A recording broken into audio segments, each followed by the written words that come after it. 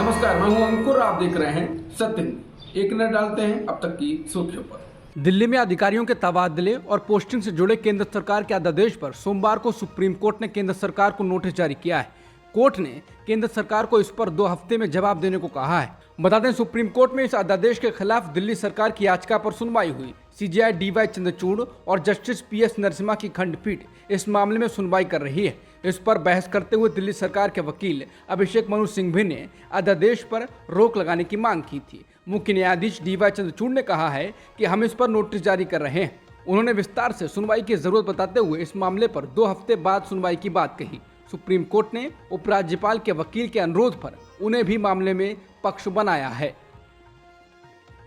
दिल्ली अध्यादेश के मामले में सुप्रीम कोर्ट में सुनवाई के दौरान जमकर बहस हुई है। दिल्ली सरकार के वकील अभिषेक मनु सिंघवी ने कहा है कि अध्यादेश के बाद नई व्यवस्था में 2 अधिकारी मिलकर मुख्यमंत्री की बात को भी काट सकते हैं। उसके बाद वो मामला उपराज्यपाल को भेज दिया जाएगा, जो कि दिल्ली में सुपर सीएम जैसे हैं। सिंघवी ने कहा कि इसी अध्यादेश के आधार पर 471 लोगों को उनके पदों से हटा दिया गया है। इन लोगों में से कई तो ऑक्सफोर्ड जैसे विश्वविद्यालय से शिक्षित हैं। इस पर भी सुनवाई होनी चाहिए। सिंघवी ने यह कहकर पीठ को समझाने का प्रयास किया कि न्यायालय द्वारा कानूनों पर रोक लगाने के कुछ उदाहरण हैं। उन्होंने कहा कि अध्यादेश ने चुनी हुई सरकार और मुख्यमंत्री की भूमिका को कम कर दिया है। इस संदर्भ में उन्होंने सरकार द्वारा नियुक्त कई सलाहकारों को बर्खास्त करने के एलजी द्वारा हाल ही में लिए गए फैसलों का जिक्र किया।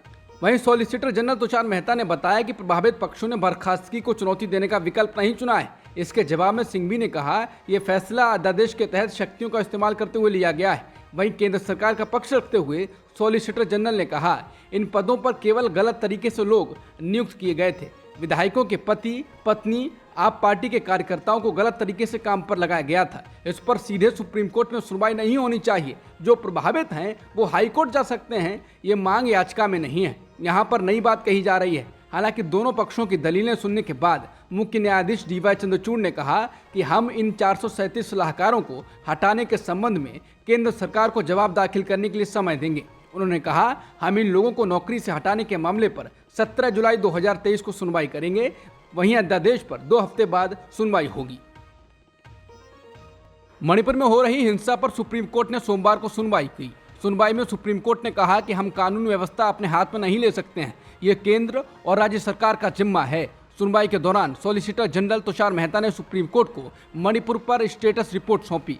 कोर्ट ने यह रिपोर्ट कुकी समुदाय के वकील को दी है और उनसे मंगलवार तक हिंसा को रोकने के लिए सकारात्मक सुझाव देने को कहा है।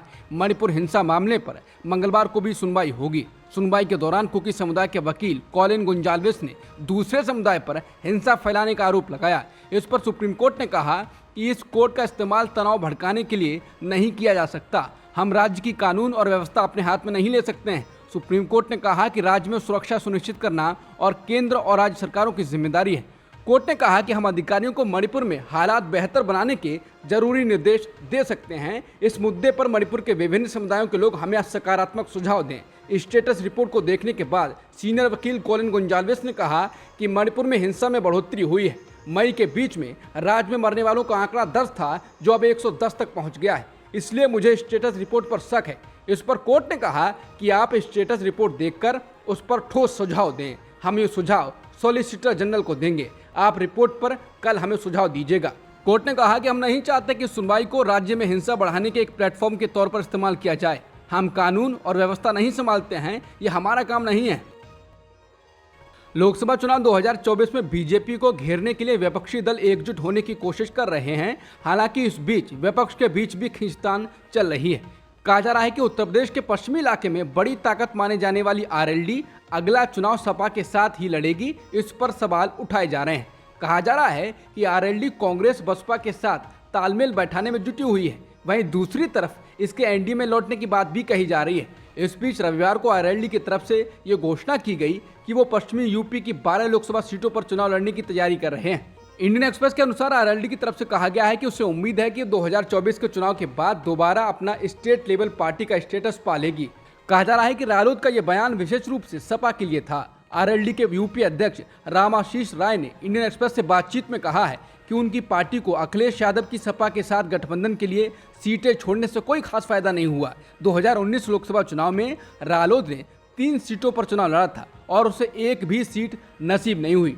दावा किया जा रहा है कि सपा और रालोद के बीच रिश्ते कुछ समय पहले यूपी में हुए निकाय चुनाव के बाद से सामान्य नहीं है। कई सीटों पर रालोद के उम्मीदवार के सामने सपा ने भी अपना कैंडिडेट उतार दिया था। इसके बाद हाल ही में 23 जून को पटना में हुई विपक्ष की पहली मीटिंग में जयंत चौधरी ने शिरकत नहीं की थी। हिमाचल प्रदेश में भारी बारिश की वजह से कई इलाके प्रभावित हुए हैं और अब तक 20 लोगों की मौत हो चुकी है। राज्य के मंत्री जगत सिंह नेगी ने राज्य के मौजूदा हालात के बारे में जानकारी दी। उन्होंने कहा कि अब तक 20 लोगों की मौत हो चुकी है। इनमें से ज्यादातर लोगों की सड़क दुर्घटनाओं की वजह से हुई है। भूस्खलन और अचानक आई बाढ़ से मरने वालों की संख्या ज्यादा नहीं है। मंत्री ने कहा कि कई राष्ट्रीय राजमार्ग, जिला और लिंक रोड समेत 1300 से ज्यादा सड़कें प्रभावित हैं। अगले 2 दिनों के लिए हम हाई अलर्ट पर हैं। वहीं पूरे उत्तर भारत में लगातार बारिश से सामान्य जनजीवन अस्त व्यस्त हो गया है, जिससे राष्ट्रीय राजधानी सहित सबसे बड़े शहरों में कम से कम 40 लोगों की मौत हो चुकी है। भारी बारिश के कारण कई राज्यों में हो रही तबाही के बीच पीएम मोदी ने कहा है कि उन्होंने वरिष्ठ मंत्रियों और अधिकारियों से बात की है और हालात का जायजा लिया है। पीएम कार्यालय ने एक ट्वीट में बताया है कि देश के कई हिस्सों में भारी बारिश से पैदा हुए हालात पर पीएम मोदी ने वरिष्ठ मंत्रियों और अधिकारियों से बात की है और हालात का जायजा लिया। स्थानीय प्रशासन, एनडीआरएफ और एसडीआरएफ की टीमें सभी की सुरक्षा के लिए काम कर रही हैं। इस बीच हिमाचल प्रदेश के सीएम सुखविंदर सिंह सुक्खू ने कहा है कि इस आपदा के कारण राज्य में 14 लोगों की मौत हो चुकी है।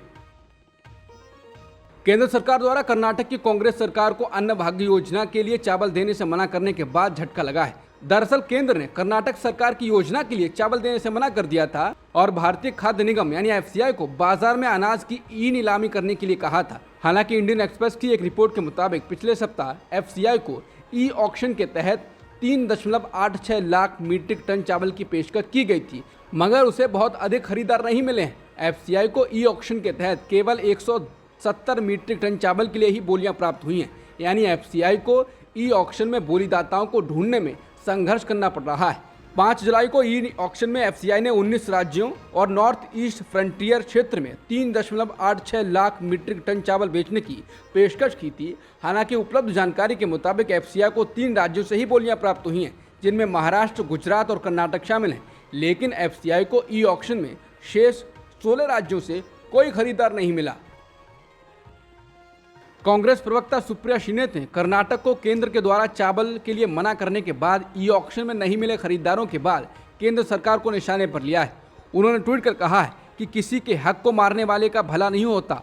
ये एक अकाट्य और स्थापित सत्य है और इसका जीता जागता उदाहरण कर्नाटक से आया है।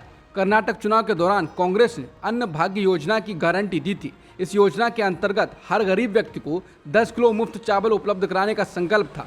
सरकार बनाने के बाद जब उसको लागू करने का वक्त आया तो केंद्र की मोदी सरकार ने इसमें जबरदस्त अवरोध उत्पन्न किए और जन विरोधी मोदी सरकार ने एफसीआई को ये निर्देश दिया कि वो कर्नाटक की चुनी हुई सरकार को चावल ना बेचे। साथ ही एफसीआई को निर्देश दिया गया कि वो सिर्फ निजी क्षेत्र की कंपनियों को चावल बेचे।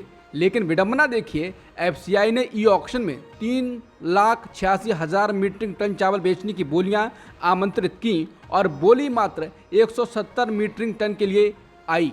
इस चावल का औसत बिक्री दाम 3,175 प्रति क्विंटल आया, जबकि ओपन मार्केट सेल स्कीम के अंतर्गत कर्नाटक की कांग्रेस सरकार 3,400 रुपये प्रति क्विंटल देने के लिए तैयार थी। सुप्रिया श्रीनेत ने कहा, लेकिन हमारी सरकार कहां हार मानने वाली थी। हमने लोगों के अकाउंट में चावल के बराबर नगद पैसा ट्रांसफर कर दिया। अपनी बदले की राजनीति में भाजपा सरकार दलित, आदिवासी, गरीब के हक को भी स्वाहा कर रही है, पर आपकी ये घिनौनी राजनीति देश देख रहा है। 2024 दूर नहीं, बस कुछ ही दिनों की बात है। बीजेपी नेता सुब्रमण्यम स्वामी ने 2024 में प्रधानमंत्री कौन बनेगा इस पर कहा है कि हिंदुस्तान में इस मामले पर भविष्यवाणी करना खतरनाक है। उन्होंने कहा कि कोई नहीं कह सकता था कि लाल बहादुर शास्त्री प्रधानमंत्री बनेंगे। दुनिया में कोई नहीं सोचता था कि नरसिम्हा राव पीएम बनेंगे। जब मैंने चंद्रशेखर को प्रधानमंत्री बनाया तो सब कहते थे कि वो कभी नहीं बनेंगे, पर बना दिया। तो हिंदुस्तान में इस मामले में भविष्यवाणी करना खतरनाक है। उन्होंने मोदी पर बोलते हुए कहा कि मोदी अर्थव्यवस्था में फेल हो चुके हैं तो उनको खड़ा नहीं होना चाहिए। 2024 के लोकसभा चुनाव को लेकर उन्होंने मोदी पर बोलते हुए कहा कि मोदी अर्थव्यवस्था में फेल हो गए हैं तो उसको खड़ा नहीं होना चाहिए। उन्होंने कहा कि अर्थव्यवस्था फेल, चीन पर फेल, प्रदेशों में जो हो रहा है उसमें फेल। उन्होंने कहा कि हमारी कमजोर अर्थव्यवस्था के लिए मोदी जिम्मेदार हैं। कोरोना में देश की जीडीपी 16% गिरी और अभी तक कोई सुधार नहीं हुआ है। इसलिए उन्हें प्रधानमंत्री नहीं बनना चाहिए। मोदी हर मामले में जीरो हैं। मणिपुर हिंसा के मुद्दे पर सुब्रमण्यम स्वामी ने कहा है कि मोदी बहुत मनमानी कर रहे हैं। देश की अर्थव्यवस्था को आगे लाने के लिए काम करना चाहिए, चीन को पीछे हटाने की कोशिश करनी चाहिए। प्रधानमंत्री मणिपुर हिंसा पर बोलने को तैयार नहीं है। उन्हें विदेश यात्रा के बजाय मणिपुर का दौरा करना चाहिए। चीन पर बोलते हुए स्वामी ने कहा कि चीन और जगह पर भी कब्जा करने की कोशिश करेगा, अभी उत्तराखंड में भी शुरू करेगा। चीन को तो मैं सबसे अच्छे से जानता हूँ, मैं चीन की भाषा जानता हूँ, उनके बारे में अनेक पुस्तकें लिखी हैं, मैंने हार्वर्ड में पढ़ा है, अभी चीन पर है। स्वामी ने कहा कि चीन ने तो दिमाग बना लिया है कि अमेरिका और चीन दो ही देश होने चाहिए, बाकी और नहीं। मोदी के अमेरिका दौरे पर स्वामी ने कहा कि मोदी अमेरिका गए और एक शब्द नहीं बोला, ना उन्होंने ना बाइडेन ने। यूनिफॉर्म सिविल कोड यानी यूसीसी का सिखों की सर्वोच्च धार्मिक संस्था श्रोमणी गुरुद्वारा प्रबंधक कमेटी ने तीखा विरोध किया है। एसजीपीसी अध्यक्ष एचएस धामी ने कहा है कि ये सिखों की अलग पहचान व मर्यादा को मौजूदा हुकूमत की खुली चुनौती है। सिख कौम इसे हरगिज मंजूर नहीं करेगी। यूसीसी का एकजुट होकर पूरे देश के सिख विरोध करेंगे। उन्होंने कहा कि हम अन्य अल्पसंख्यकों को भी इस विरोध में शामिल करेंगे। धामी की अगुवाई में शनिवार देर शाम एसजीपीसी की एक विशेष बैठक समान नागरिक संहिता के विरोध पर बुलाई गई। अध्यक्ष सहित तमाम सदस्यों और महासचिव ने इसे लागू करने के प्रस्ताव को सिरे से रद्द कर दिया। कमेटी की ओर से कहा गया कि केंद्र सरकार को एक विरोध पत्र भेजा जा रहा है कि वो जबरन इसे देश पर न थोपे। यूसीसी का पंजाब सहित कई राज्यों में इसे लेकर विरोध हो रहा है, लेकिन मीडिया का एक बड़ा हिस्सा इस सच को सामने नहीं ला रहा है। पश्चिम बंगाल की सत्ताधारी पार्टी तृणमूल कांग्रेस ने 24 जुलाई को होने जा रहे राज्यसभा चुनाव के लिए अपने 6 उम्मीदवारों के नाम का ऐलान कर दिया है। टीएमसी ने एक ट्वीट में बताया है कि डेरेक ओब्रायन, डोला सिंह, सुखेंदु शेखर रे, समीरुल इस्लाम, प्रकाश चिकबरैक और साकेत गोखले को राज्यसभा सीटों पर उम्मीदवार बनाया गया है। साकेत गोखले को इसी साल ईडी ने मनी लॉन्ड्रिंग से जुड़े एक केस में गिरफ्तार किया था। अब तक की सुर्खियों में इतना ही। बाकी खबरों के लिए बने रहिए सत्यहिंदी.com के साथ।